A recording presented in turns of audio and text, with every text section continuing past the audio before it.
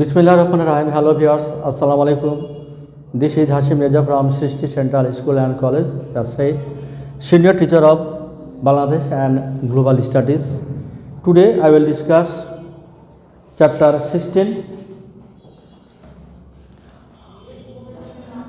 and today the point I will discuss that is child labor, শিশু শ্রম।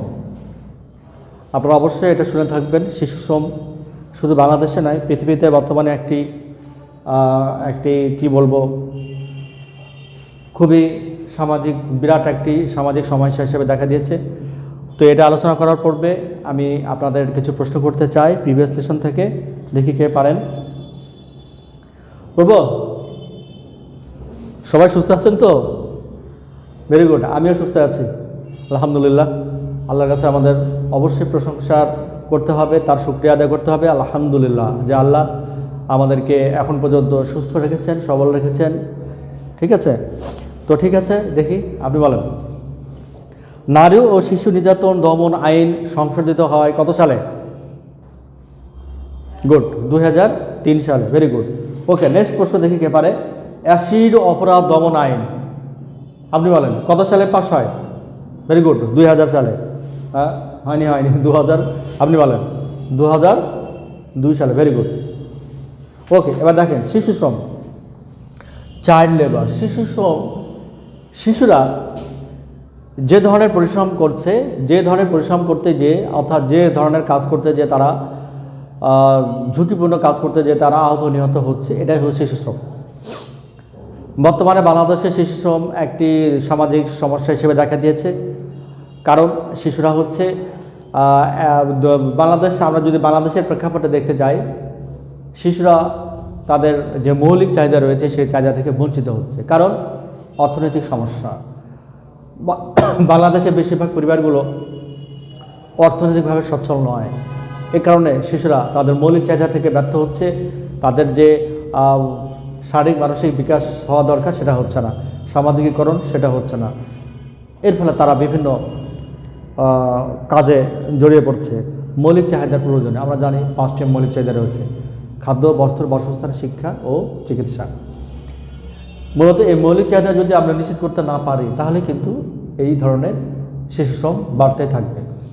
আরও কি, শিশু শ্রম, শিশুদেরকে অল্প টাকা নিয়োগ দেওয়া যায় এবং শিশুদেরকে অল্প টাকায় বেশিক্ষণ কাজ করানো যায়। এ কারণে মালিকপক্ষ শিশুদেরকে কাজে নিয়োগ দিতে আগ্রহী হয়। তাছাড়া পিতামাতা দারিদ্রতার কারণে কি করা, দেখে যে 15 বছর 16 বছর একটি শিশুকে পড়ালেখার মতন মন মানসিকতা, অর্থ সামর্থ্য অনেকের থাকে না। অনেকে থাকলেও সচেতনতার অভাব, শিক্ষার অভাব, বাবা মা অসচেতন। এর ফলে শিশুকে দ্বারা পড়ালেখার সংস্পর্শে আসছে না। এর ফলে তারা কি করছে, শিক্ষা দিচ্ছে না, বিভিন্ন কাজে তাদের সাথে জড়াই পড়ছে। তারা ভাবছে যে শিক্ষা দিলাম, মোটামুটি কিছুটা শিক্ষা থাকলেই হবে, অর্থাৎ 3 ভোট দিয়ে তারা পড়ালেখা বাদ করে দিয়ে বিভিন্ন কাজে নিয়োগ করছে, তাহলে ছেলেও ইনকাম করছে, পরিবারের আয় হচ্ছে, তারা অর্থনৈতিকভাবে আরও ভালো হচ্ছে, এটা ভাবছে। বাট তার ভবিষ্যৎ জীবন যা নষ্ট হচ্ছে সেটা তারা বুঝতে পারছে না। পরবর্তীতে বুঝবে, ভবিষ্যতে এটা বুঝবে। তো ঠিক হচ্ছে, এই হচ্ছে শিশু শ্রম। তা আমাদের জানতে হবে যে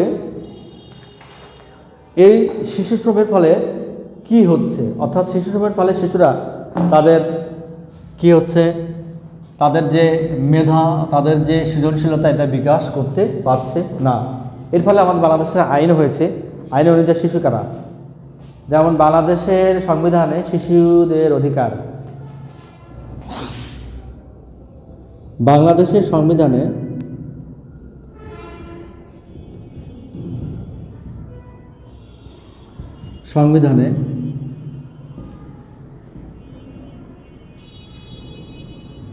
শিশুর অধিকার।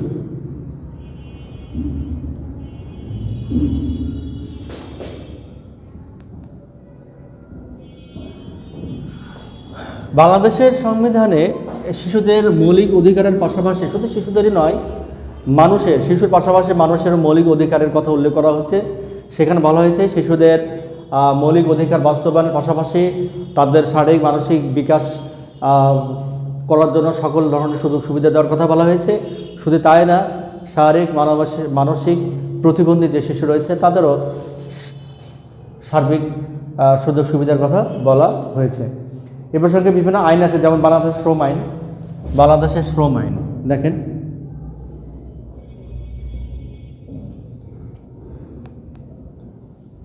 বাংলাদেশের শ্রম আইন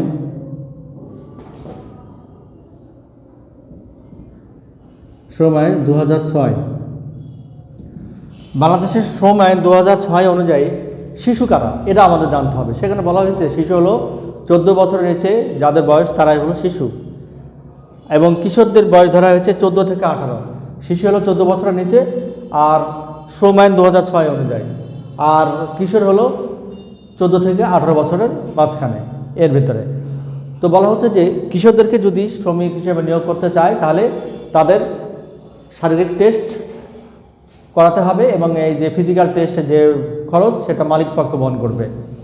এবং সেখানে বলা হয়েছে কিশোর যারা শ্রমিক অর্থাৎ 14 থেকে 18 বছর, এদের কাজের পরিসীমা হবে 5 ঘন্টা, সর্বোচ্চ 5 ঘন্টা তারা কাজ করবে। এবং বলা হয়েছে এই আইনে বাংলাদেশের শ্রম আইন 2006 অনুযায়ী বলা হয়েছে যে তাদের কর্মঘণ্টা হবে 5 ঘন্টা, এবং সন্ধ্যা 7টা থেকে ভোর 7টা পর্যন্ত তাদের দিয়ে কাজ করানো যাবে না, এই সময়টা তাদের কাজ করানো যাবে না। আচ্ছা, তারপরে বলা হয়েছে আরেকটা আইন, যেমন 2000 কত সালে বলবো এটা, 2000 সালে না, ওই 2000 সালে না, এখানে বলা হয়েছে যে 12 বছর বয়সী শিশু কিশোরদের 12 বছর বয়সী যাদের বয়স অর্থাৎ 12 বছর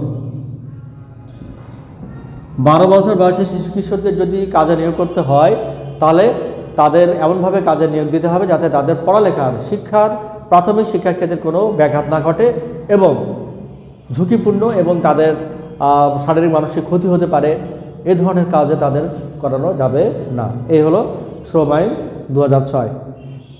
তারপরে হচ্ছে জাতীয় শিশু শ্রম নিরসন নীতি।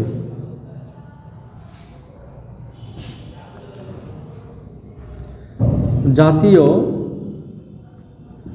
শিশু শ্রম নিরসন নীতি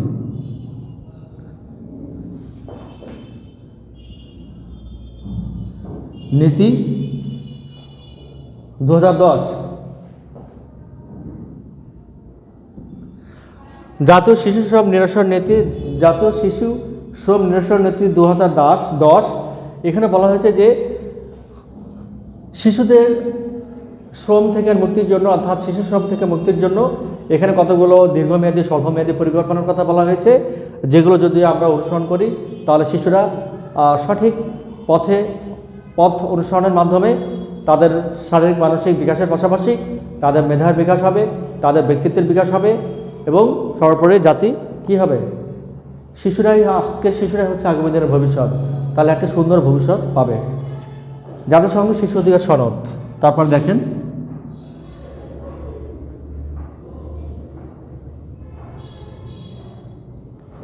জাতিসংঘ শিশু অধিকার সনদ।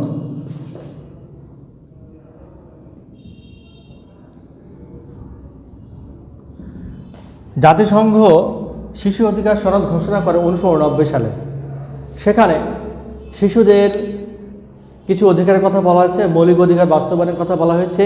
জাতিসংঘ যে শিশু অধিকার সনদ ঘোষণা করেছে সেখানে শিশুদের সার্বিক মৌলিক চাহিদা পূরণের কথা বলা হয়েছে এবং ব্যক্তিত্ব বিকাশ সহ আরও অন্যান্য অনেক কথা বলা হয়েছে। আমরা এর আগে পড়ে এসেছি জাতিসংঘ শিশু অধিকার সনদ কীভাবে বাস্তবায়ন হয়। সেখানে 54টি ধারা ছিল।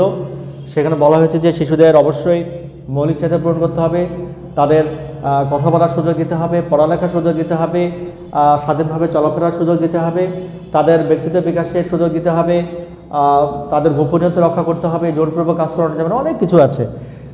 এবং বাংলাদেশ এই জাতিসংঘ শিশু অধিকার সনদ ঘোষণা 1989 সালে, আর বাংলাদেশ এতে অনুসমর্থন করে 1990 সালে। বাংলাদেশ এটা সমর্থন করে 1990 সালে। এমসিকিউ। ঠিক আছে, আজকে কিশোর অপরাধ সবাই আলোচনা বুঝতে পারলেন তো?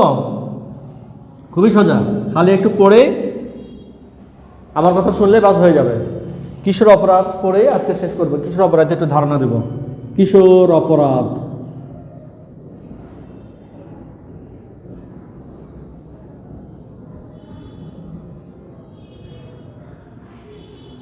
কিশোর অপরাধ তো তোমরা দেখতে পাচ্ছ যে কিশোর অপরাধ চিত্রে, এবং এর আগেও দেখেছো যে শিশু শ্রম কীভাবে হচ্ছে। এখন কিশোর অপরাধ, কিশোর কারা আমরা এর আগে জেনেছি যে যাদের যাদের বাংলাদেশের যে শিশু শ্রম আইন 2006 সেখানে কিশোর বলতে 14 থেকে 18 বছরের ভিতরে যাদের বয়স তাদেরকে বলা হয়েছে। এই কিশোররা যখন কোনো ধরনের অপরাধমূলক কর্মকাণ্ডে জড়াবে, কাজ করবে, তখনই কিশোর অপরাধ হবে। কিশোর অপরাধগুলো চেনগুলো পকেট মারা, ছিনতাই, রাহাজানি, তারপরে বিশৃঙ্খলা ঘটানো, সামাজিক পারিবারিকভাবে বিশৃঙ্খলা সৃষ্টি, চুরি চামারি, হত্যা, নির্যাতন, ঠিক আছে, ইভটিজিং, এগুলো সবই হচ্ছে কিশোর অপরাধ। মদ খাওয়া, আড্ডা মারা, এগুলো সবই। তো কিশোর অপরাধ কেন হচ্ছে, কিভাবে হচ্ছে, এর প্রাসঙ্গিক বিষয়গুলো নিয়ে আমরা নেক্সট টাইমে আলোচনা করব। তো আজকে এ পর্যন্তই। আজকে হোমওয়ার্ক দিই,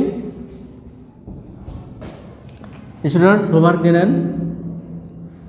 হোমওয়ার্ক হচ্ছে 16 অধ্যায়, 16 অধ্যায় যে পর্যন্ত হলো ও পর্যন্ত 7টি এসকিউ তৈরি, 7টি এসকিউ তৈরি। আপনারা এসকিউ অবশ্যই তৈরি করবেন। আপনারা এসকিউ হোমওয়ার্ক মেনটেন করতে চাচ্ছেন না, এসকিউ তৈরি করলে আপনাকে পড়তে হবে, আর পড়লে ভালো রেজাল্ট হবে, মনে রাখবেন। তো ঠিক আছে স্টুডেন্টস, আজকে এই পর্যন্তই। যাওয়ার আগে একটা কথা বলতে চাই, সেটা হচ্ছে যে আমরা জানি যে পরিষ্কার পরিচ্ছন্নতা ইমানের অঙ্গ। তা আমরা পরিষ্কার পরিচ্ছন্ন থাকতে পারি 5 বার ওযু করার মাধ্যমে, কারণ আমাদের সালাত 5 রাকাত, 5 ওয়াক্ত সালাত আদায় করতে হলে আমাদের ওযু করতে হয়, এবং ওযু করার মাধ্যমে কিন্তু আমরা পরিষ্কার পরিচ্ছন্ন থাকতে পারি, ঠিক আছে। আর এভাবে আমরা জীবাণু জার্ম থেকে মুক্ত থাকতে পারি। তো ঠিক আছে স্টুডেন্টস, আপনাদের প্রত্যেকের থেকে হোমওয়ার্ক প্রত্যাশা করছি এবং ভালো রেজাল্ট প্রত্যাশা করছি। সবাই ভালো থাকেন, সবাই সুস্থ থাকেন। আগামী ক্লাসে নতুন কিছু নিয়ে উপস্থিত হব আপনার সামনে। আজকে পর্যন্তই। আসসালামু আলাইকুম।